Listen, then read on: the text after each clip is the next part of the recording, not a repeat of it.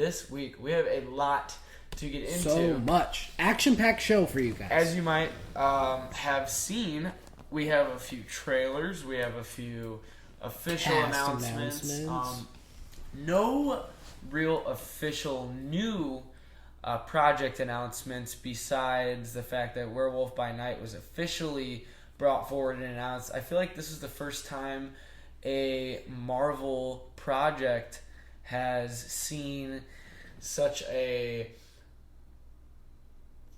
I guess, small window between announcement and release. That to me is strange that they waited so long to confirm. I mean, everybody knew that was happening. It's been rumored for I don't know, a year now or something like that. Most people could be forgiven for thinking that was a confirmed thing that they were doing. Yeah, well, we got closer and I was like, is this going to be a next year thing? Because I know it ain't releasing during Christmas time. I know they can't just delay it to like May, a Halloween special. What they're doing with it reminds me of, you know, those little like dinky Star Wars Lego like specials they do for like summer and Christmas and Halloween and all that stuff. It reminds me a lot of that. I'm interested to see the length of it. I don't think it's going to be anything more than like 45 minutes. I mean, I doubt it would be. Yes. So this is interesting. Marvel's first special. It's presented in a very unique way we've never seen before. I love the black and white look. I love the aesthetic of it so far. It looks super, like old vintage. Like even the ad for Halloween it reminds me of like a Universal Monsters picture. Yeah, you know, like an old time way back 30s, in the days. Dracula, something like that. It like, you know, I'm a big theme park guy. It actually reminds me of like the advertising for like the Halloween Horror Nights at Universal. Just like it's meant to be campy, it's meant to be cheesy. Like I love that old school horror aesthetic. I think that's so neat. I don't know. It's a cool fun. concept. It should be fun. It's nothing like it's not something to be, dissected into several different, frame by frame. Obviously, it's going to be very standalone. I mean, we have new rock stars to do that, but yeah, obviously a very standalone thing. I don't know that anything would come out of this, but it very well could. Everything makes its way back around to some pocket of the MCU, but I think it is really cool that we get a glimpse of Man-Thing in the trailer, looking very creepy. I don't know if they're going to go for all practical effects on him, or nothing's fully practical anymore with Marvel Studios. I don't know that it ever was, but he just his look very much reminds me of what they tried to do with the Swamp Thing show. for DC. Exactly. I mean, they're basically copied characters of each other. I don't know what came first. Couldn't tell you. I'm going with DC because that's typically how it's been. Yeah. We have the DC Comics stand that knows plenty about Marvel, and all things comic. You admit that you enjoy it, so. I love Marvel. I let you in the door. I love Marvel.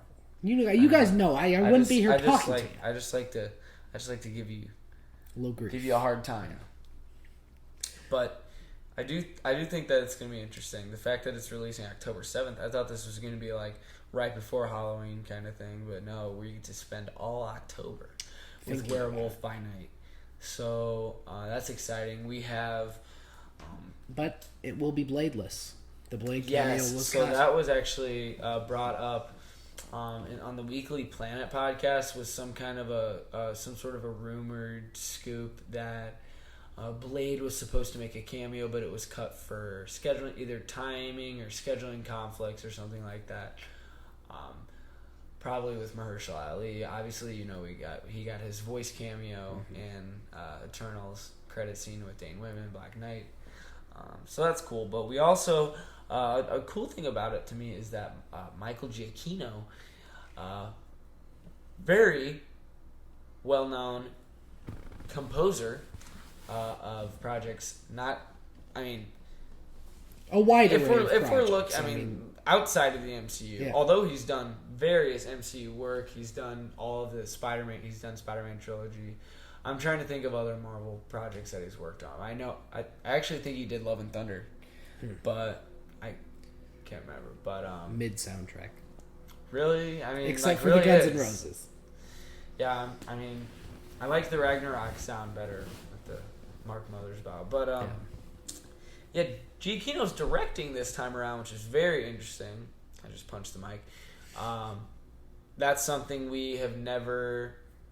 I don't know about his directing history, but that's really cool to see a composer just hopping on and like, yeah, I'll take this. They're doing a lot of experimental things with this, which I think this is the right space for experimentation, like specials, things that aren't connected to the entire narrative that they're building. Right. I think this is the exact right space for experimentation, and I'm all for it. Like, I'm really excited to see what they do with Werewolf by Night. I think that it is 100% going to be a fresh, little fun thing. Like, it's easy to stress over as, like, a Marvel fan.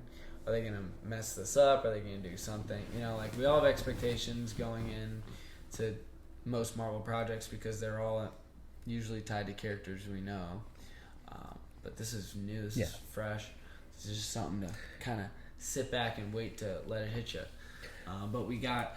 Now, I do have one more question before we move on from Werewolf by Night. Oh no, I was just going to talk about the cast a little bit. You got more? Okay. Well, yeah, so I was just going to say Gael Garcia Bernal, I hope I said that right, is playing Jack Russell, a.k.a. the Werewolf by Night. And then we have Laura Donnelly playing Elsa Bloodstone. So that's pretty exciting. But what was your question about the Werewolf by Night? My question is, if this is successful, if this is well received, do you see Marvel doing more specials like this? I mean, I'm obviously not tied to maybe like holidays or anything, right? But Guardians holiday special, right? But do you see this becoming a more like reoccurring thing for like to draw subscribers to Disney Plus for short amounts of time? Or is this going to be something that they relegate to like 2, maybe 3 things that they do through the rest of Phase 5 and 6? Well, I feel like a Lego special comes out every holiday. Obviously, that's different, but Disney Plus does a lot of specials with different IPs and different properties. Like, they've done all kinds of like Disney Channel holiday specials and Simpsons stuff like get that. A whole bunch of specials. Simpsons get a ton of specials now. But I do think that Marvel Studios will probably continue rolling out with a few specials every now and then. I forgot that a Christmas special was coming up in the Guardians, but I'm excited for that. That's going to be another one of those, like, I think things that are not touched on much until about a month or less before. Hey, as they can't be as bad as the Star Wars holiday specials at least. I think I when they announced the Guardians holiday special, I feel like that's what they're kind of riffing on. Yeah, they're going to have fun with it. I hope they have a Life Day or something like that. It's a Guardians like Christmas special. Are you kidding me? That's gonna be. I'm excited for that. That's gonna be a lot of fun. It's gonna be funny. They can do some really wacky, zany shenanigans with the characters, and that'll. I'm excited for these specials. I think it's a cool a fun little thing for the fans. Yeah. Low risk, a low little stakes, wrapped just Christmas fun. present or candy for Halloween. Thank you, James Gunn, for putting that under the tree this holiday season. He's the real Santa Claus. He is. Don't let your parents tell you any different, kids. Correct.